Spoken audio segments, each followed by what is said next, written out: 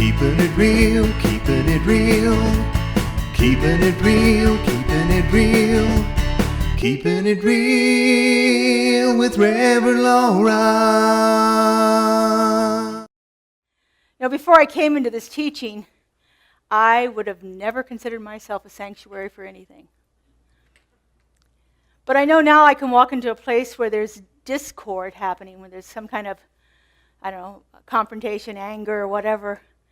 And I can center myself and be a place of peace that emanates out from me that can dissipate the situation. Right. To me, 15, 20 years ago, that would have been an unconventional truth. That wouldn't have even been true. I wouldn't have even got to the truth part of it. That just would have been unheard of. To think that I could be a place that could bring peace to something else, to someone else, to a situation. But it's something that we do all the time. So what are unconventional truths? So I couldn't find an actual definition, so I had to create my own here. But it's ideas that challenge mainstream thinking, that challenge us to think in a new way, to come up with a new idea about something, and see how that can change our world. I happen to think that science of mind and new thought, our new thought philosophy, are absolutely filled with unconventional truths. In what Science of Mind teaches, Ernest Holmes writes this: Science of Mind reads every spiritual text and gleans the truth combined within. It studies all people's thoughts and draws from each that which is true. It's kind of like we take everything, and we synthesize it, and we find what Ernest called those golden threads of truth that run through all spiritual texts, all spiritual teachings.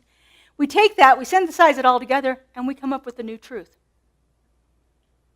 Now, when I tell my fundamental Christian family about some of my unconventional truths, they look at me like I'm nuts, I can just start with, I call God it and not him. We can just start with that and go from there forever. But it was radical to begin to learn these truths for myself. I remember the first one that I really hit me hard was that simple statement: change your thinking, change your life. Do you mean what I think has an effect in my life? I didn't realize that.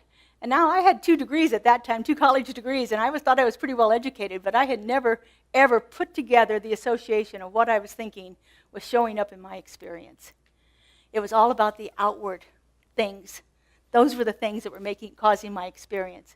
Had nothing to do with what was internal for me. Keeping it real with Reverend Laura.